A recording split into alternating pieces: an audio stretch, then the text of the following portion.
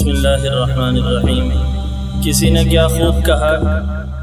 یہ بر صغیر کی جو انگریز سے آزادی ہے، یہ بر صغیر کی انگریز سے جو آزادی ہے،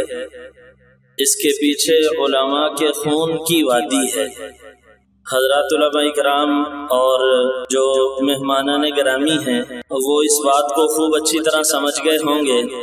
تو جب آپ بڑے ہو جائیں گے تو انشاءاللہ تعالی آپ کو بھی سمجھ آ جائے گی۔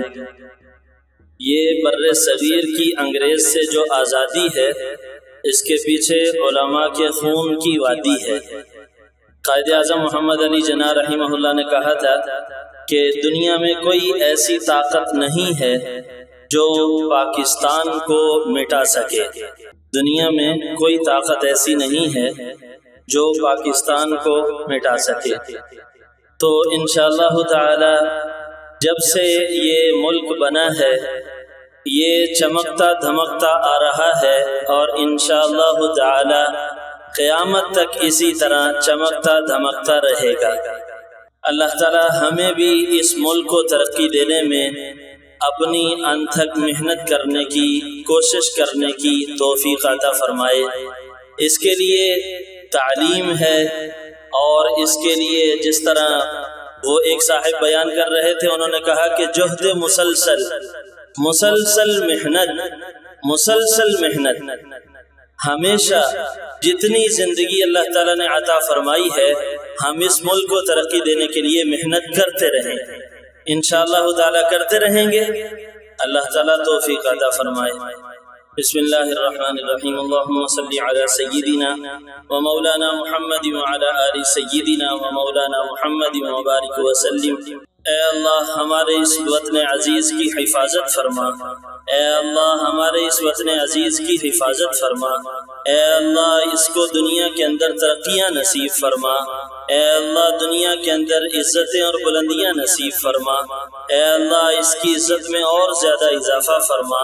اے اللہ اس کی عزت میں اور زیادہ اضافہ فرما، اے اللہ ملک کا بھلا چاہنے والے، ملک کے خیر خواہ لوگوں کو آگے آنے کی توفیق نصیب فرما، اے اللہ ملک کو تباہ و برباد کرنے والے، اے اللہ ملک کا برا چاہنے والے، اے اللہ تو ان کو تباہ و برباد فرما، اے اللہ ملک کو ناکام بنانے والے تو ان کو اپنے عزائم میں ناکامی نصیب فرما،